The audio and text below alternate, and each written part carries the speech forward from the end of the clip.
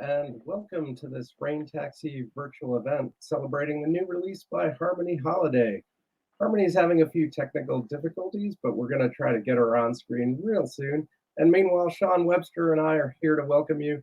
I'm Eric Warber, the director of Rain Taxi. If you haven't heard about us before, we're a nonprofit organization that champions aesthetically adventurous literature through a quarterly print magazine of critical writing, as well as through an robust online presence, events, both virtual and in person, and many other programs. Please visit us at raintaxi.org to learn more. Whether you're an occasional visitor or you'd like to become a member, we'd love to have you along for the ride. To do all that we do, Rain Taxi receives partial funding from the National Endowment for the Arts and the Minnesota State Arts Board, among others. Their support helps keep most of our events, like this one, free to attend. But our most vital support actually comes from individual readers like you. So if you're able to pitch in a little something, please hit that donate button at the bottom of your screen and know that even a small gift makes a big difference. There are plenty of other ways to participate on screen, of course. You can use that chat column to share your thoughts and observations. If you have a question, please put that in the Ask a Question box. We'll try to get to those toward the end of the event. And of course, you can buy the book. And remember that when you purchase a book at a literary event, you are supporting not only the author and their publisher, but also the event host and a great independent bookstore based in an actual community. Tonight, that's our friends, Majors and Quinn Booksellers in Minneapolis. And also, want to give a plug, don't forget Independent Bookstore Day is coming up this Saturday. A great time to get out there and visit your favorite bookstores. With this in my hands and now Harmony on the screen. It's such a pleasure. Talk about the nick of time. That is good timing. It is such a pleasure to welcome you here, Harmony, and to celebrate the release of this magnificent book, Maafa.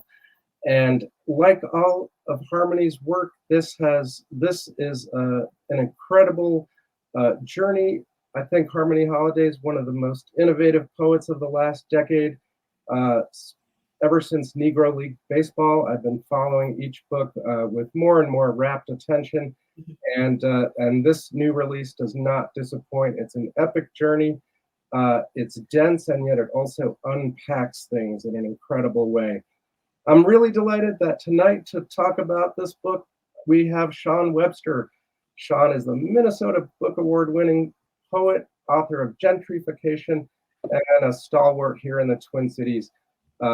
Also a devoted reader of Harmony's work, and I know this is going to be a great conversation. I'll join you again for questions at the end, but meanwhile, hoot and holler at home, here is Chaun Webster and Harmony Holiday. Harmony, hello. Hi, how are you? Oh, I'm good. I'm good. How about yourself? Doing well. Yeah.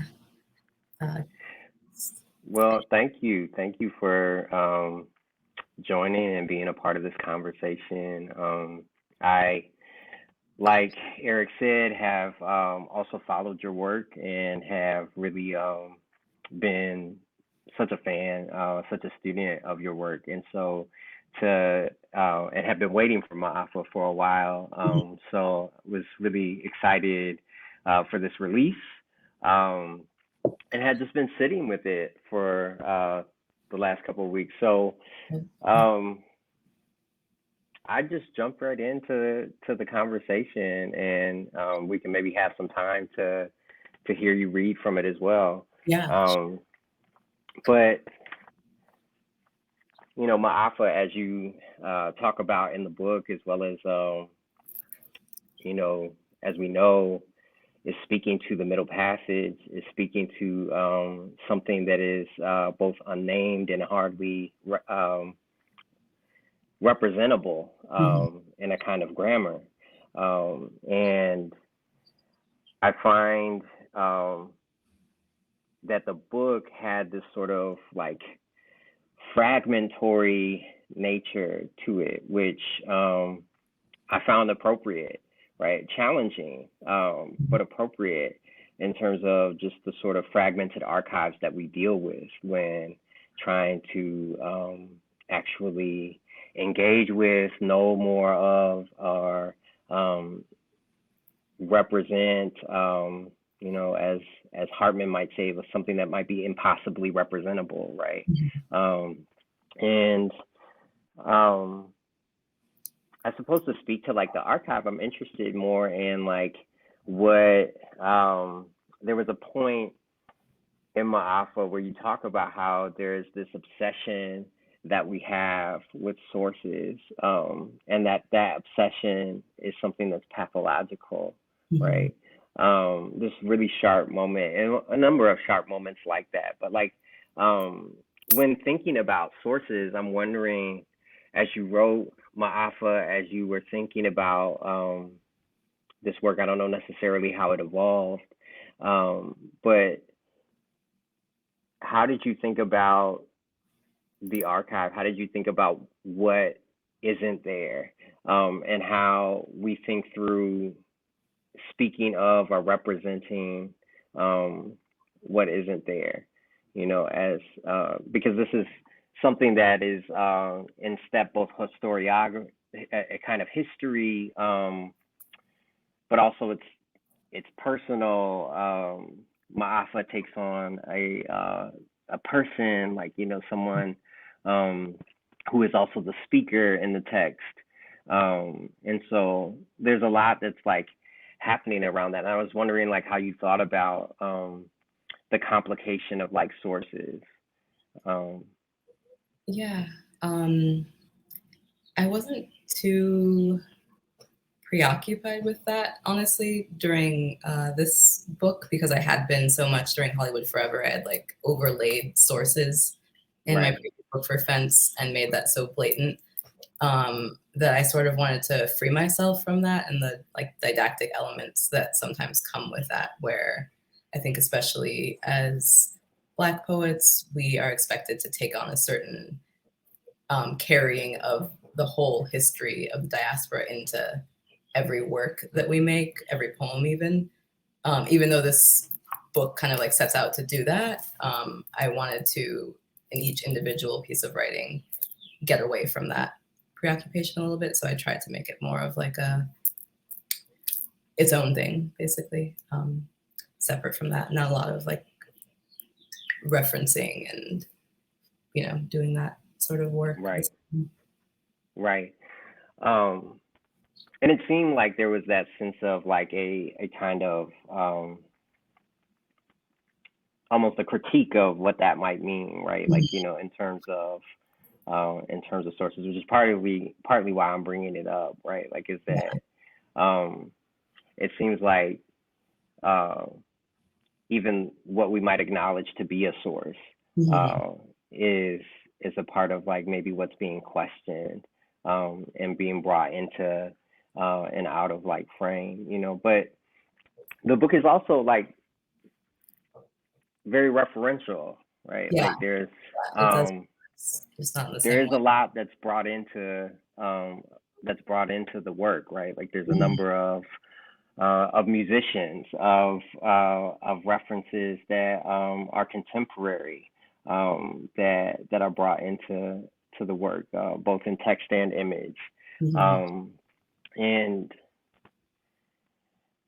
in that way, like there's a kind of disruption of time, right? Like there's a way in which I feel like both a part of the wreckage that is immediately brought to mind when one speaks to Maafa, but then also other kinds of wreckage as well, right? Like other kinds of both intimate as well as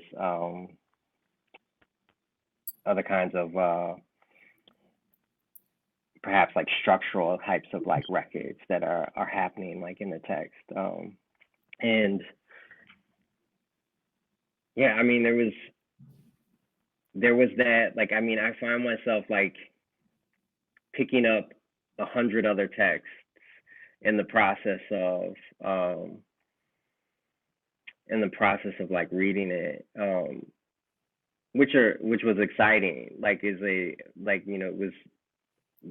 felt like being a part of a very active and alive conversation. Mhm. And so I think even in the absence of a kind of formal notion of like what a source is or like how that's represented, there is a real, I think, citational practice that's happening in this sort of like bringing up of and bringing into the conversation all of these various Mhm. figures.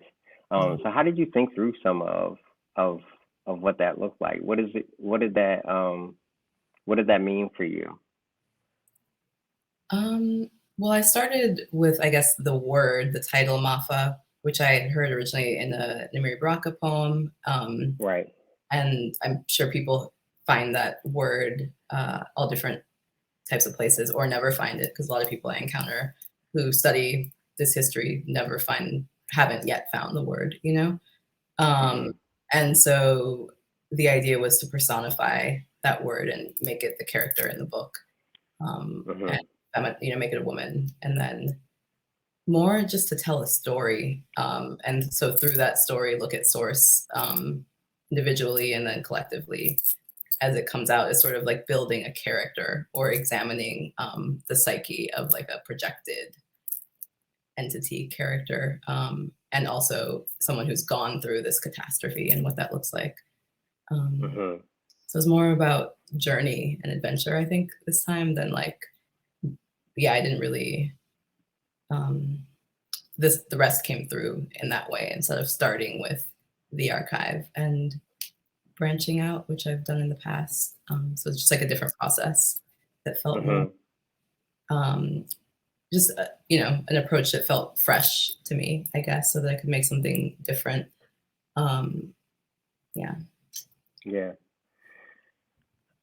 How did you think about sound? Like when writing this, there's a lot of space between even the words that appear in a single line in Mhm. Maafa. And so for me, I was thinking about how you approach reading this work, you know, how so much of the line and the words that appear in the line seem to be fractured or broken in a kind of way, right? Like, or where a sentence um,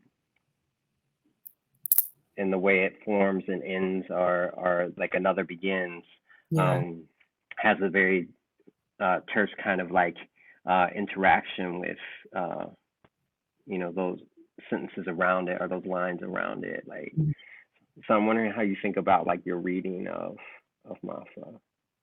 Um, it's sort of, yeah, it's kind of improvised the same way the spaces are, sort of like Mhm. composing a beat. And so when I read it, it's similarly like I follow it, but I also like I innately know the rhythm and the spacing is to sort of help people who are reading it to understand that there's more movement happening than just like word, word, word, word, as you would see when words aren't spaced out.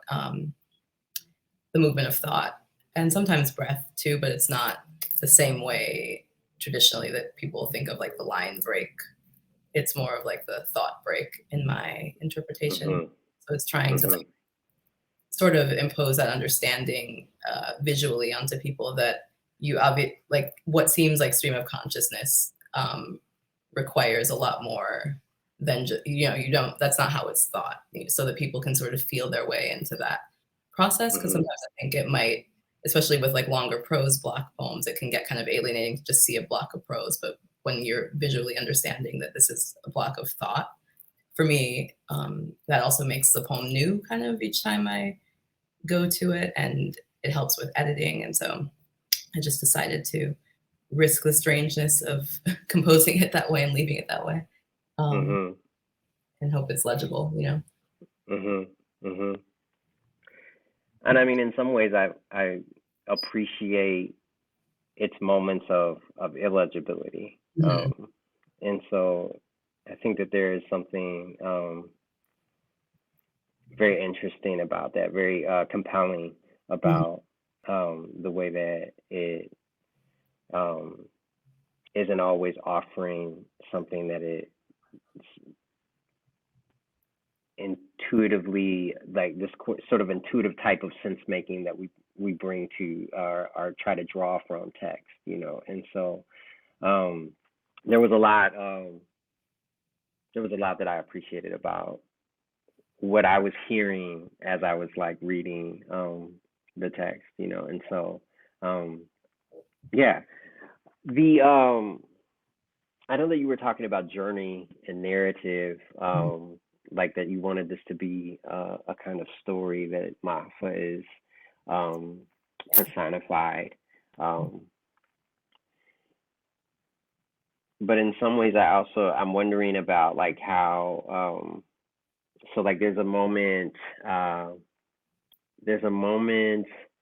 where you talk about how you're called to seek an accurate language, like one clicking and splitting the tangled gulps of unmeaning. I think that's on page 56. And then on 15, how now I don't see much difference between ownership and hysteria, even when all you own is the narrative and it's never telling. And I mean, for me, what it brings to mind is Bessie Philip and Zong, specifically, in that notion of not telling, right? And that notion of like this kind of attempt always at telling through an untelling, through a kind of a means of recognizing that there is something that is not there, that might be unsayable, that might be unrepresentable. But, you know, again, like Hartman and Venus in Two Acts, that attempt at that impossible thing is important. That attempt and potential or likely failure at trying to represent that impossible thing is important.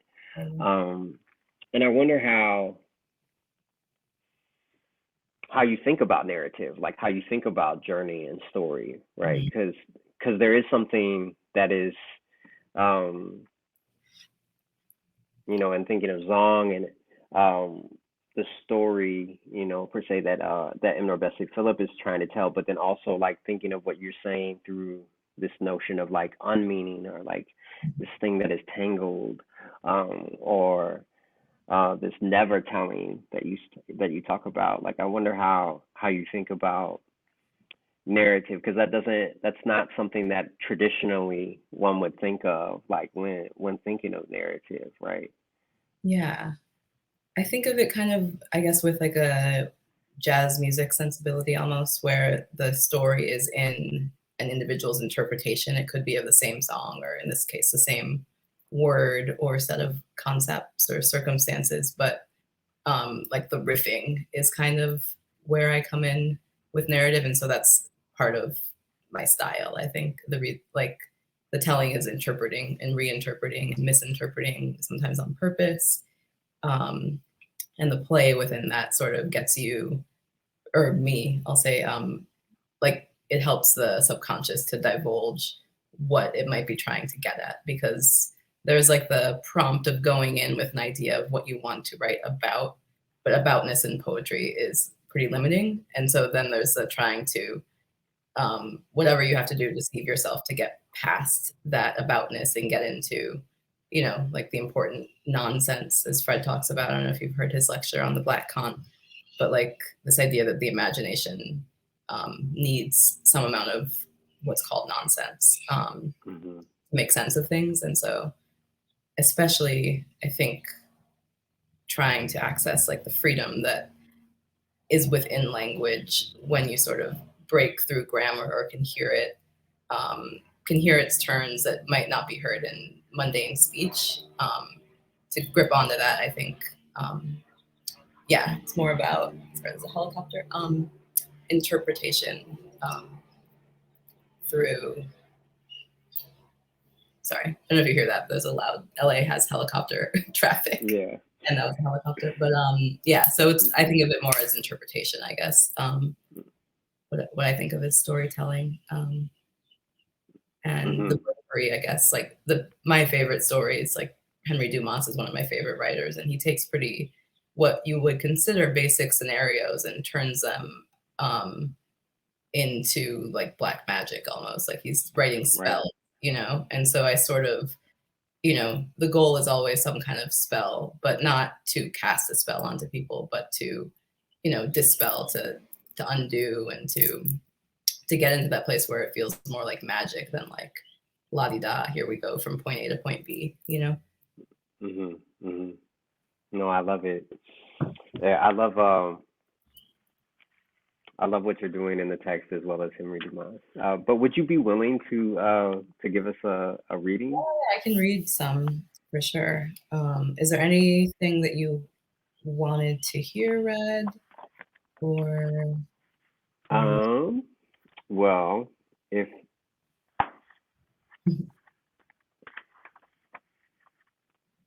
I think a tangle of pathology had me yeah, I pretty can. What page is that? Sorry, you know. 86. 86. Okay, I can start there. I don't know if we'll talk more and read or how it'll go, but yeah, I'll read this. And what section is this in? Paradise of Ruins already? I believe it is. Okay, I believe, yeah. we can talk about this section afterwards. A tangle of pathology. Molly Lovechild and I'm a Leave middleman got together, traded Vetmonts and genders, but Moesha's brother is still missing. Even the fictions are dysfunctional, so what do you mean, flesh of my flesh? It's too messy. To love Eric Dolphy as his head splits open on the operating table and Uncle Charles falls out with the critics for pimping like his bitches begged him to. Sell me, know me, scooting hints, leaning into finitude for strings or soul dance. And he was so great at it. He wept for the lady while slanging her. It was a dream, as in something you wake up from muttering, girl, you look pretty. Can you sing? Let's never get free. I love you. Fuck you. Are we recording?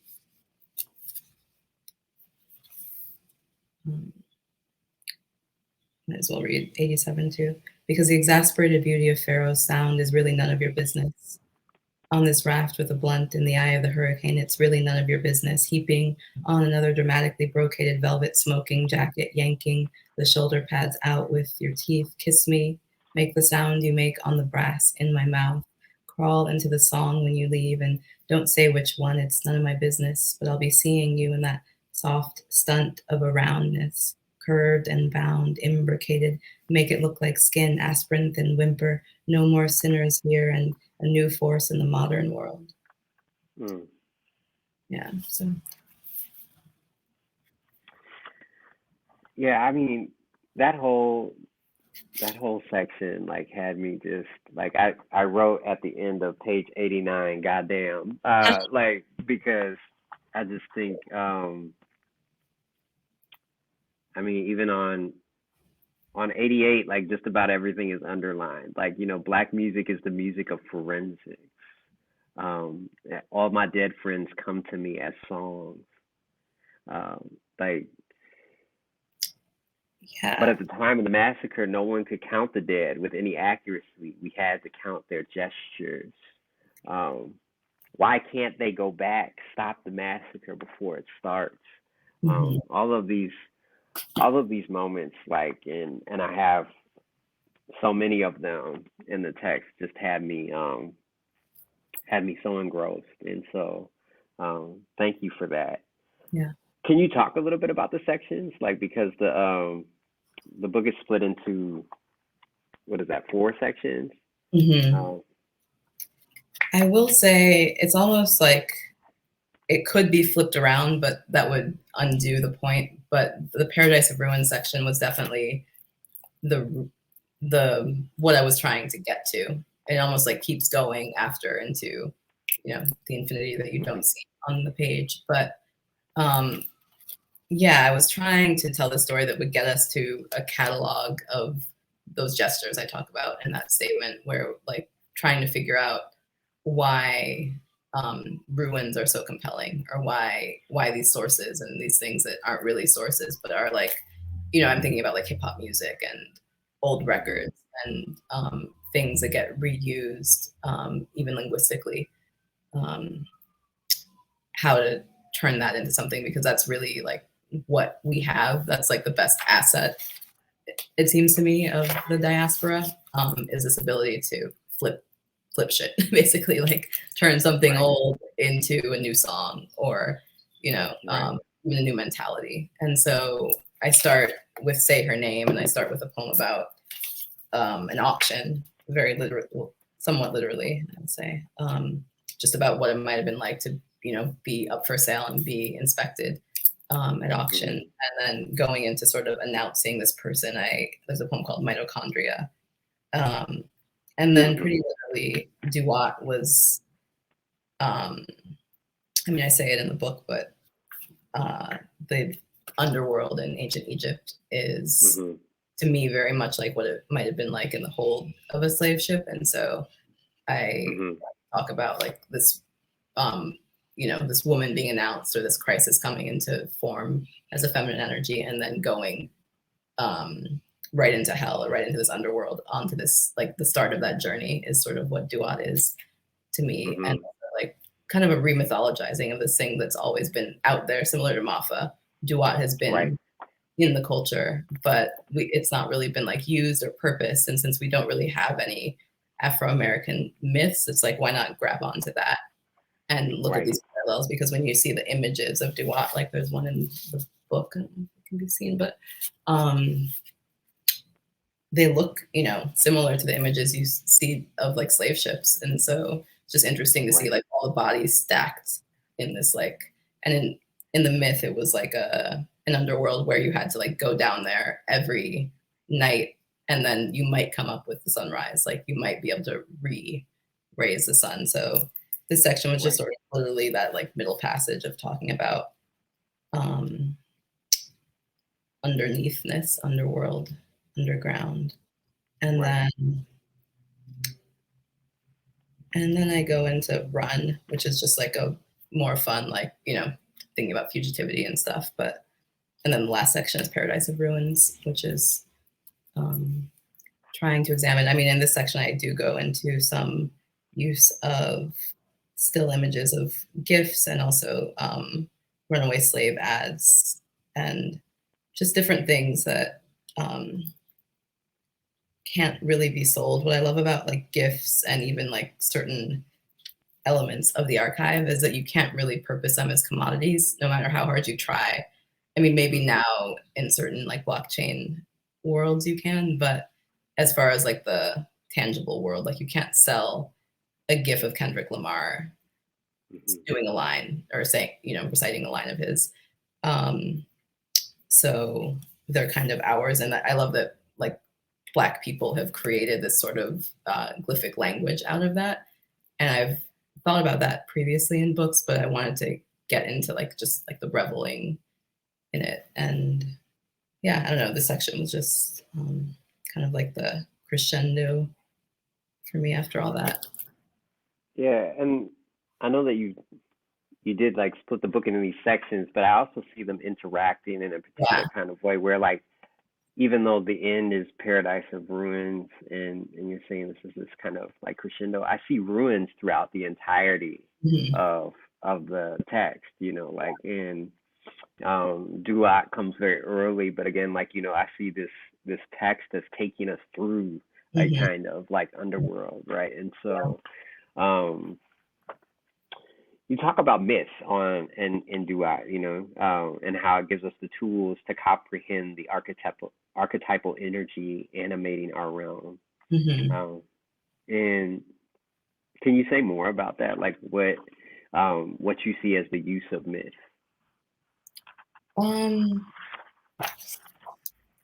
I think that we should just create more of them in a way, or create more archetypes, like counter archetypes or anti-heroic archetypes for Black people, because we've sort of been plugging ourselves into received mythologies about like superheroes, or comics. I think even anime. A lot of Black people love anime now because of that like mythic quality, I think.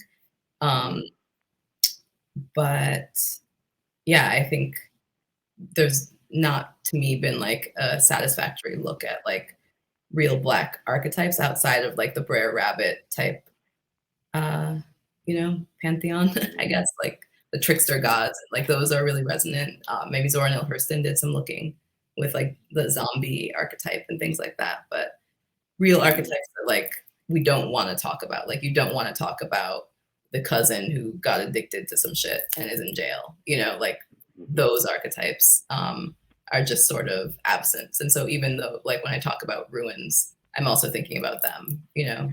Right. Right.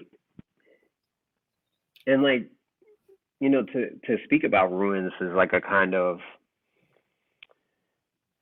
you know, I think about ruins as a kind of what remains after the terror, right? Like what can we you know, Arthur Jaffa talks about the importance of mining the wreckage, right? Like so I don't know, like I definitely see the aptness of like, you know, how you're describing like, you know, that sort of, whether it be you know, dua in a formal sense, or the wreckage of like, you know, someone being evicted, like, you know, or the other kinds of moments of ruin in this particular kind of way. Like I think that's very important, and I don't know that we engage enough of it. And especially like thinking about like, I don't know, I think about myth too, like in terms of like what we think of as factual. Like when we come to text, or when we come to thinking about history, and like what happened, and there's all of these myths that are wrapped in to so many histories that are sold as a kind of actuality or fact, you know. Whether we're talking about like, you know, the wooden teeth of George Washington that were actually you know, the teeth of our ancestors, are like you know, so many things that end up becoming something else, like, you know. And sometimes I wonder why we want to hold on to a particular notion of like facticity, in particular as like poets, that's like never been like a thing that has been abided, you know. And yeah, I don't know what and I mean, maybe like I'm thinking about that in terms of like how folks also think about like a kind of documentary work, right? Like that I don't know how I feel about like, you know, the term of like a documentary poetics, but like but that there's a sense of like a kind of rigid like adherence to a certain kind of like facticity, or a certain kind of telling of history. And I don't see the sort of engagement with myth as being somehow outside of that kind of documentary work, right? Like I think that that's important in terms of that kind of documentation as well. I think we lean on that stuff out of like, there's a lot of Black poets who write about Greek mythic figures. Well, you know, really, like Rita Dove has a poem about Persephone that's really great. But I think it's a respectability thing, and I think we're moving away from that attachment to like this need to know the Western canon creates, you know, you are a respectable literary person now because you've been able to flip the Western canon, as opposed to flipping our own ruined canon, you know, that doesn't exist necessarily. Right. So I think that's part of why it's been, you know, in the past, like writing about Phyllis Wheatley, which is a great thing to do, but writing about, you know, these like recovery narrative type poems, to me, I think, you know, the language is moving away from that need to like prove that we can vaunt people who have been, you know, I don't know, there's just a certain like tone of respectability that I think sometimes is too preoccupied with itself. So the myth is a way to like get messier, maybe a little more ratchet, and like really like dig in from a different angle that doesn't, you know, need to prove anything. I think it sort of like removes you, especially if you're inventing a myth, that takes you out of the need to fall back on thousands of years of Greek literature or whatever that other written by others. Right. Because like Henry Dumas, like you brought up earlier, like I mean, there was a time not even very long ago, like where I was reading Fawn every day, like because there's just something that Dumas was doing with that story that was so profound to me. You know that the way it sounded, Yeah. the way that it was something as simple as like, you know, like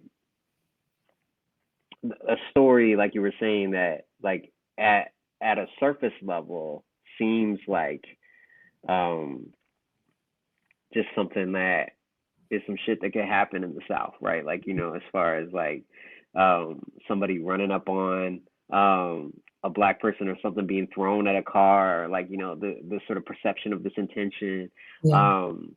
and the violence that happens, or attempted violence that happens afterwards, right? Like, but um that there's something mythic about what he does in Yeah. that text, also, right? And that it brings our like it brings this black geography into the realm of the mythic, and in that way I see that as in Maafa, as well as like, you know, that you're bringing all of these various things, right? Like, you know, into the mythic. The part that you read from mentioned somebody in Paradise of Ruins that has the reference to Eric Dolphy sent me on like a spin of like research, you know, and that I had not. This was actually the first time that I had like heard of Eric Dolphy, Oh wow. and then to see that reference and see Cool. not only what you were doing like here, but also like historically, like what happens to like Eric Dolphy. You know, it was chilling, right? Like, you know, it was very so as an example. Yeah. I see people like him and Dumas. I mean, Dumas himself is mythic in that, you know, he was best homies with Sun Ra in Harlem. And the night that he got killed by the police in a case of mistaken identity, Sun Ra was the one who disarmed him, who told him to give up his guns and just like go, you know, take the train. And he took the train and got killed. And that is its own like strange myth, you know. Sun Ra then talks about him really lovingly in his like Berkeley lectures and other places in his archive, and you know, calls him one of the best writers. And Sun Ra was also big on the myth, but similarly, that's what I mean by our own myths. Like we have these stories that happen. Even Albert Eiler, who like disappeared into the water. No one really knows what happened, but you know, allegedly it was a suicide. It probably was, but either way, there are enough stories like that where we should tell them through myth almost, because there aren't enough people to write the biographies in the ways that will bring forth like some of the deeper aspects of these stories, and aren't just like one-to-one data, you know, this happened and this happened. Like I didn't know that Donny Hathaway committed suicide until I was just doing some research this weekend and read about it. And I was like, oh, wow, he not only committed suicide, he had like this, you know, he had a schizophrenic break basically. But that wasn't that off from what was happening to him in the recording industry. Like a lot of artists you see have these breaks and it's like, huh, they were just like paranoid about like the weird managers and shit around them and had no one to help them cope with it. And so even that to me is an archetype. And my father went through that situation. And so like things like that where I'm like, huh, there are sets of archetypes that we just don't want to talk about, basically. You know. And there's like an associative interaction between that and like the slave suicide, like in the text, right? Yeah. Like, you know, and also a kind of a referentiality to like Amiri Baraka's preface to a 20 volume suicide note, like in the beginning, through that never-ending genocide, that you talk about. Like, and so I got, yeah, I mean, there's just a tome of things that you're doing in the text that I really appreciate, and I definitely see myself returning to it often. So, would you read one more Yeah, maybe selection for us? I'll read. Let me figure out what is best to read.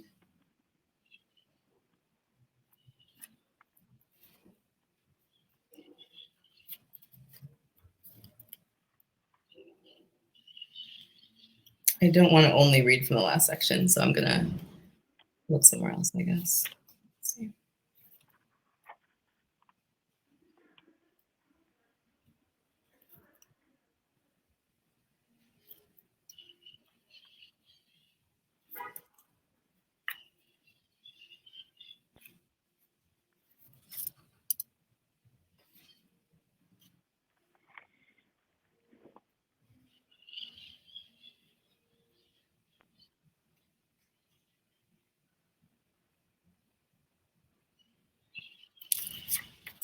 All right, I'll read a couple poems, like 35 and 46. No. All right. Laugh, clown, laugh.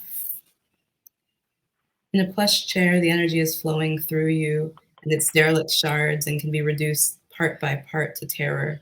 So she sits you down. Restorative dreaming. In a dream, you see what you've been busy ignoring, so she lets you sleep in your terrible witness seat in a television set. Let the pleasure of images replace the need for action, so your mother's body is dragged through the flood as, while you watch a different world. Whitley lost in the hood during the LA riots episode Simulacra, and acres of precognitive magic shut into a laugh track to wag and waste.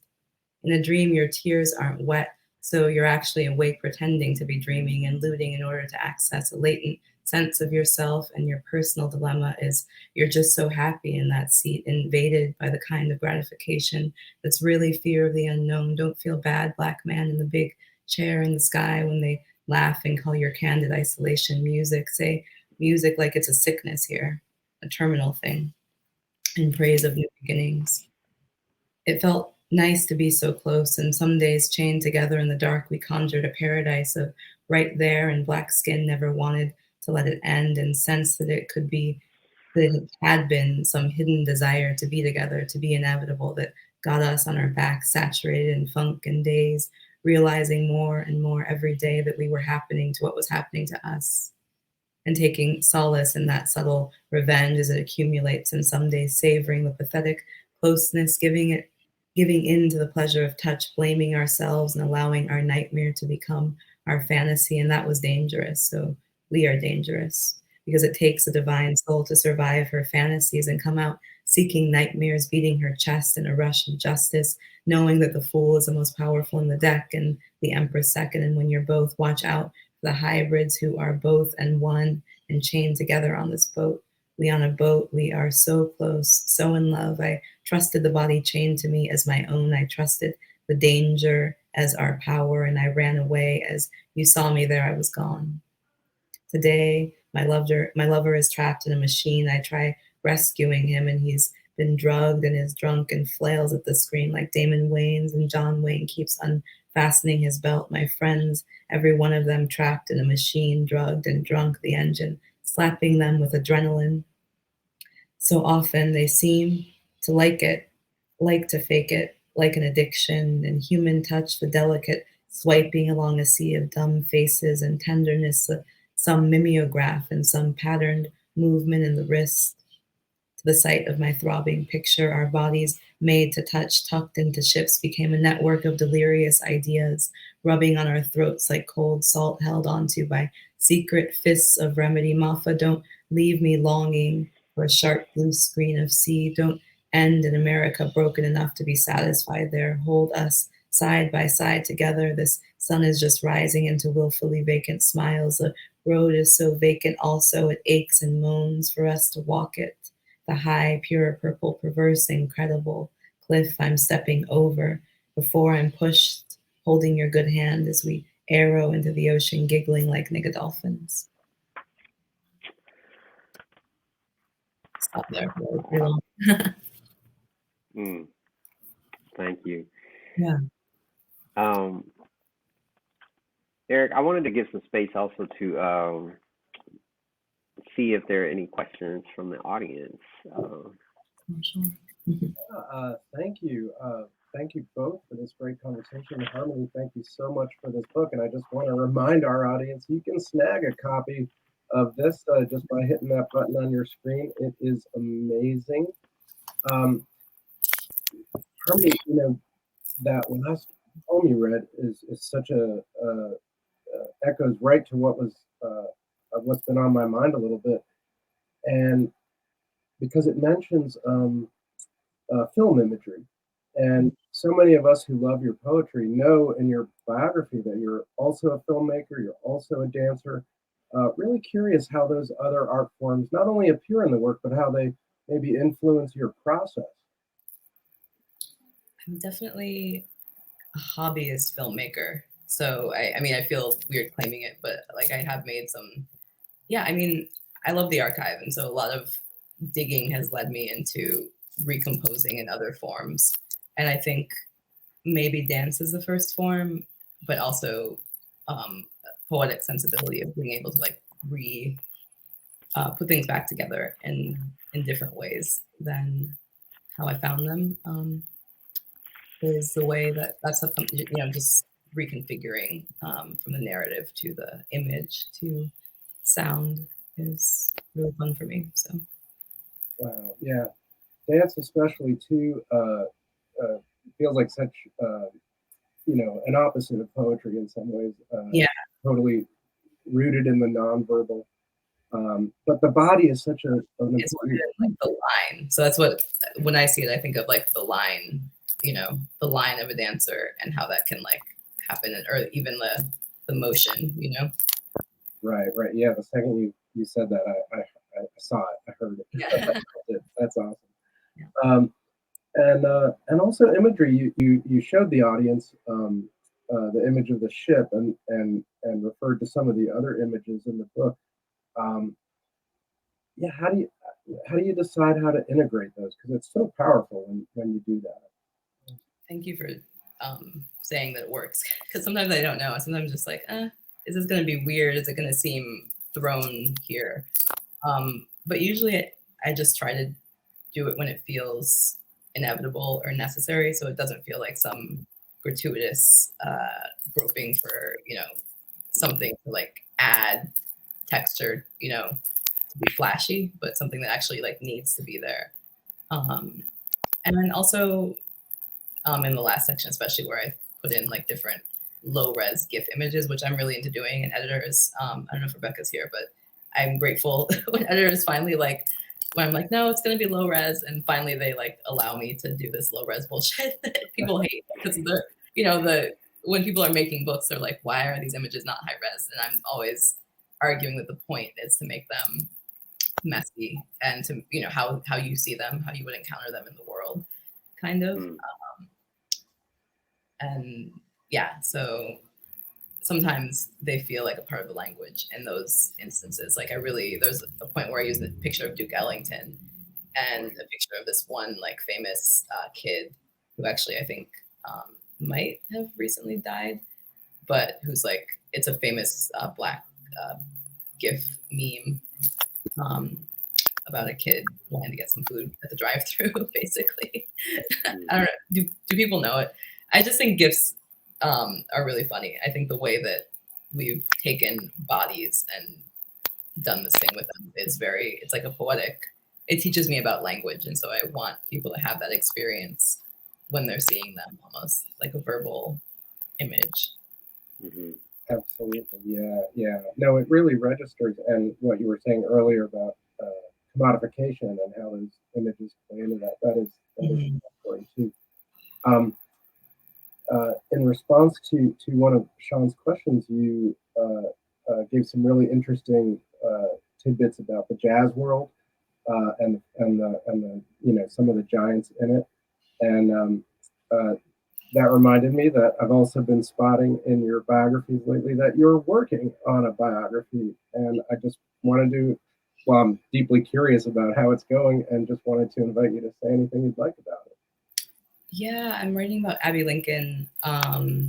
It's been a long process that definitely got halted because of the pandemic, because her archive was basically closed for a couple years in Rutgers. And so, or you just couldn't go, even if it hadn't been closed. I don't know how I would have gotten to the material, but I'm getting back in there this summer.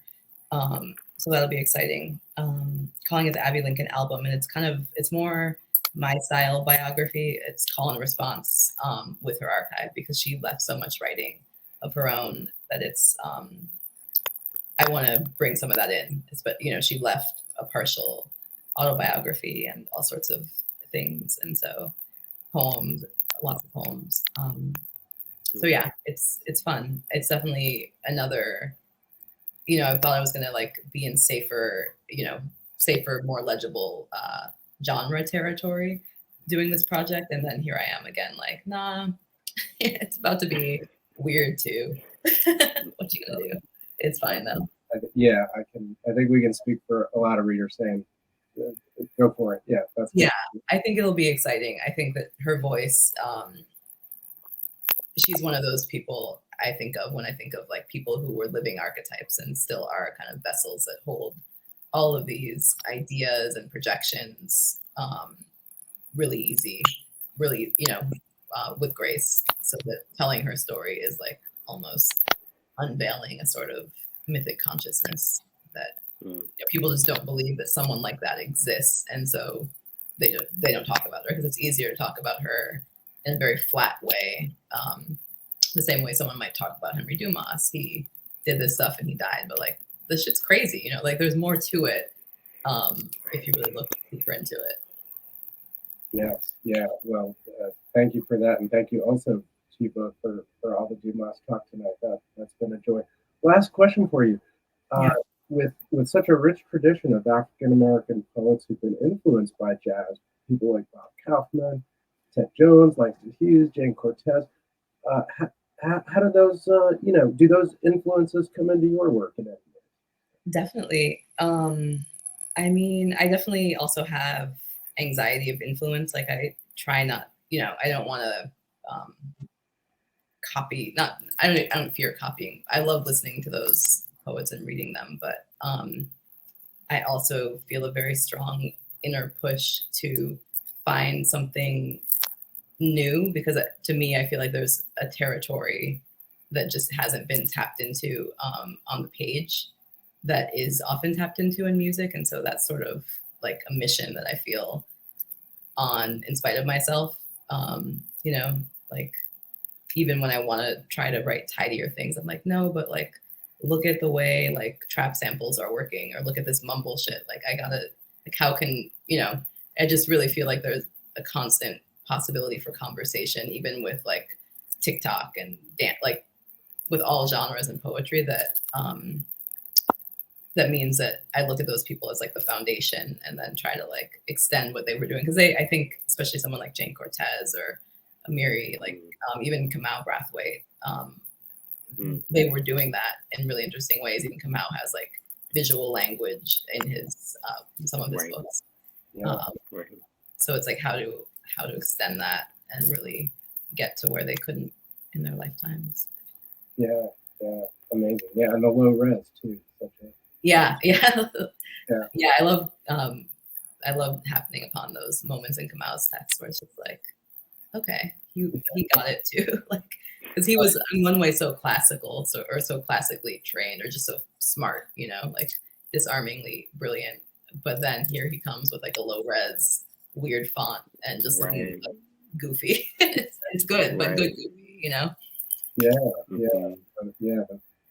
The messianism aesthetic. Yeah, it's the willingness to not need to prove how classically trained you are in those moments where you just need to do what feels inevitable for the work. I think it's scary, but it's also where you learn. Even if people look at the weird GIF moments in this book and are what is she doing? I would rather that than me look at it and be what am I doing? Because I'm bored, Right. Well, yeah, thank you for taking those risks. We are with you. And to all of you again. Chaun, thank you for leading this conversation. Yeah, It's been thank you. so great. Thanks to our audience out there. I know everyone's wrapped with attention. All this great stuff we're hearing. And as we close, I just want to mention again, Independent Bookstore Day this weekend. Here in the Twin Cities, we have a passport going around, taking people to the stores. That's been supported by many sponsors, especially the Gibbons Foundation for African American Literature, Grey Wolf Press, the University of Minnesota Press, and the Professional Editors Network. If you're in the Twin Cities, enjoy it. If you're not, find an independent bookstore near you, because they are bastions of where you can find great books like this. So thanks to all. Harmony, best with this new book. Chaun, thank you again. And to everyone, good night. Thank you, Chaun. Thank you, Eric. Thanks for having me. And I hope someday I'll meet everyone in Minnesota. Yeah, no, likewise.